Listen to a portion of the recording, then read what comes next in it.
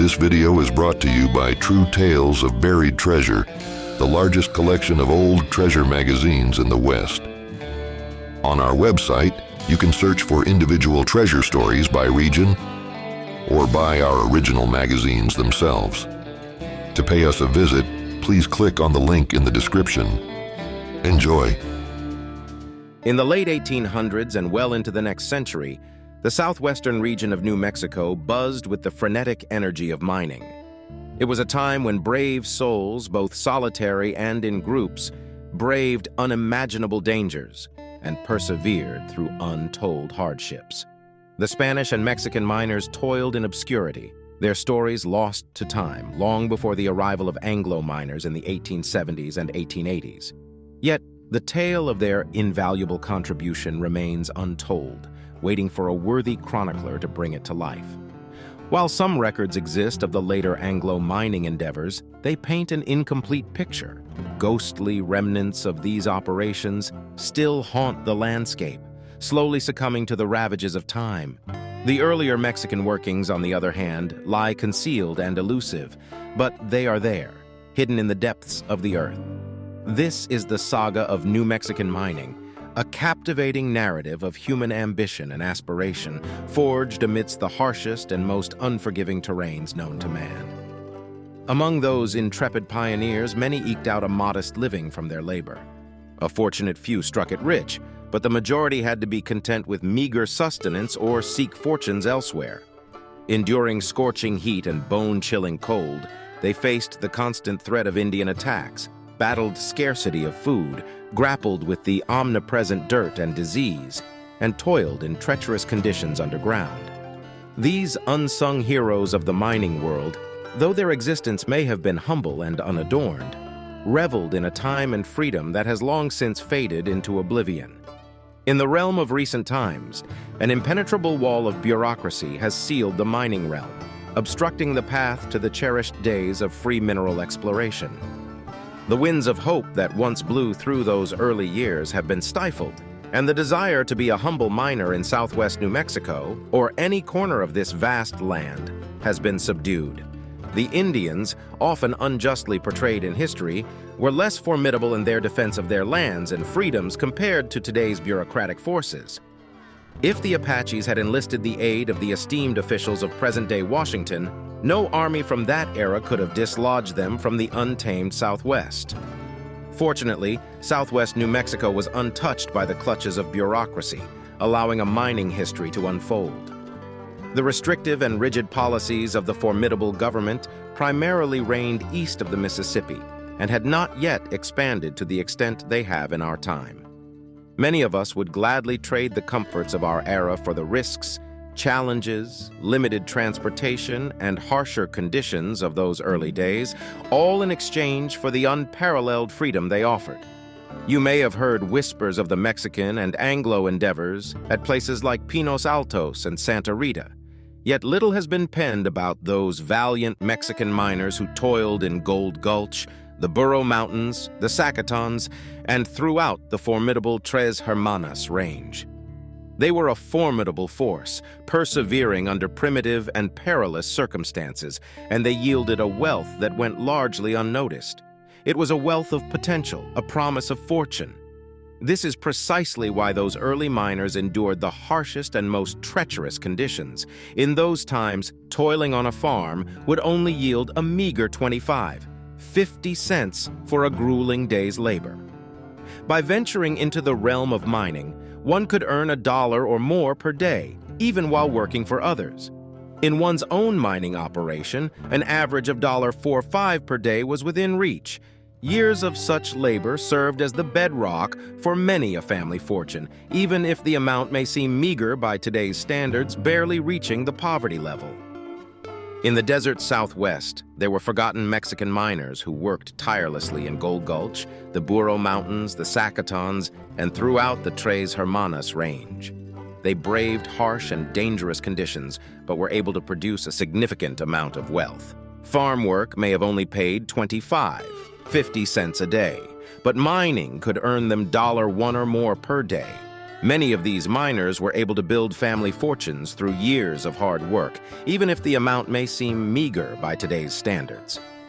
The early miners cherished the time and freedom they had in the desert Southwest, a time that no longer exists. The old Mahoney tunnels at the very top of the Floridas were cut by hand labor, supplied by burros, and yet produced vast wealth. The ore was hauled out by burro-pack trains, and all supplies were hauled in the same way, up steep, narrow pathways. The rich copper, lead, zinc, and silver complex ore was hand-sorted, sacked, and transported into Mexico. Can we really even imagine what over $1 million pre-$1,915 was worth? It is doubtful that today's debased, overtaxed dollar bill is worth much more than 1 cent of that 1915 dollar. The miners' camps still remain, a testament to their hard work and dedication. They mined by day and sorted ore by night, sitting by their flimsy brush and canvas huts, hand-cobbing only the best portions of the ore by firelight. It was a tough job, but for these miners, it was a symbol of their freedom and pride. In the depths of these rocky walls lies hidden treasure, discarded by the untrained eye, for no glimmer of the precious pay streak reveals itself. But fear not, for the skilled Mexican miners possess a keen detector that uncovers the hidden gems, missed even by the most cautious among them. To the west, beyond the reaches of these majestic walls, lie the Little Hatchet Mountains. Within these mountains, the Sylvanite Placer district once thrived, accompanied by the presence of numerous old lode mines centered around the ancient town of Old Hatcheta. Even with their rudimentary dry placering techniques, the Sylvanite boom yielded a significant amount of gold, while the lode mines in the vicinity produced an array of complex ores, rich in copper, lead, zinc, and silver. Venturing further west and north towards the land of Lordsburg, one encounters a vibrant hub of mining activity. The Pyramid District boasts exceptional silver mines, while the regions of Burros and Little Burros teem with various mining operations. Carlisle, a town situated to the north of Lordsburg, remains a steadfast producer, its mining endeavors still persevering. Once this land was dotted with countless mines, and thousands of men toiled tirelessly, earning their livelihood from the depths of the earth. Yet alas, today the mining industry in these parts has all but vanished. However, amidst the barren landscape, certain scars remain as a testament to the grandeur of the mining past. The colossal copper pits of Tyrone and Santa Rita stand as the prominent reminders, still being worked and yielding the precious metal. The efforts of today far surpass those of yesteryears as the quest for copper continues unabated. Yet hope remains in the hills that encircle Mogollon, Pinos Altos, and Carlisle. Within their depths lie veins of good ore, awaiting discovery by the bold and adventurous. A touch of the past lingers near the surface of Georgetown, where native silver can still be found, reminiscent of the silver nuggets that once fooled a Chinese gentleman, mistaking them for mere iron. This serendipitous encounter sparked the legendary Georgetown silver boom. The Black Range, shrouded in mystery, conceals an abundance of silver ore waiting to be unearthed by intrepid souls. And who knows, hidden within its embrace, there may lie more wondrous treasures, akin to the fabled bridal chamber near Lake Valley. This magnificent vug alone bestowed upon the world over $3 million worth of silver, valued at less than a single ounce. Indeed, the Mexican miners, with their unwavering spirit and unwearied hands, have delved into the depths of the earth, unearthing riches beyond imagination. Their labor, though often fraught with hardship, has brought forth a sense of freedom and pride, for they have harnessed the power of nature's bounty, transforming mere rocks into gleaming treasures. Let us honor their perseverance and recognize the value of their noble work. Why, one might ask, would people still seek silver in this day and age? Especially when a dollar is worth so much less than it was in the past. The regulations, taxes, and frustrations imposed on potential miners only add to the discouragement. In the Hillsborough area, there is still good gold ore to be found. However, despite the fact that gold is now more than 40 times more valuable than silver, the suffocating bureaucracy makes it less feasible to exploit the most promising properties. Many valuable properties now sit idle, without any worth in today's world, and it is certain that they will remain untouched for years to come. From Deming, one can gaze up at Cook's Peak, where several productive mines once thrived. Unfortunately, these sites have been abandoned for years, and gaining access to them has become a challenge. A handful of ranchers have even blocked the limited access roads, denying entry to tens of thousands of acres of public lands, including those managed by the Bureau of Land Management, BLM, and forest lands. Their actions are unjustifiable, as the BLM acknowledges that the gates are not supposed to be locked and claims to be investigating the matter.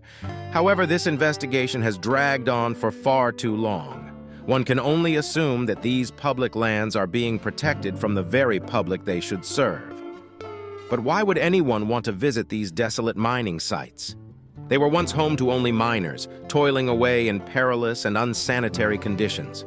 They had to contend with the constant threat of Indians, rattlesnakes, scorpions, and various other hazards.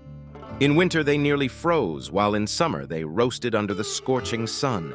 They earned a meager wage of just a few dollars a day, and sometimes not even that. Oh, how we should be grateful for our present circumstances.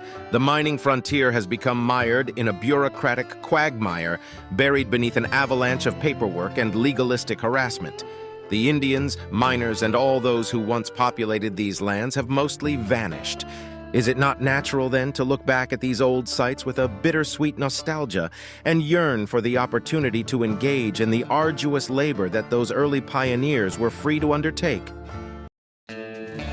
Thanks for watching. If you'd like to read the original article or purchase the magazine from which it was taken, please check out our website, truetalesofburiedtreasure.com.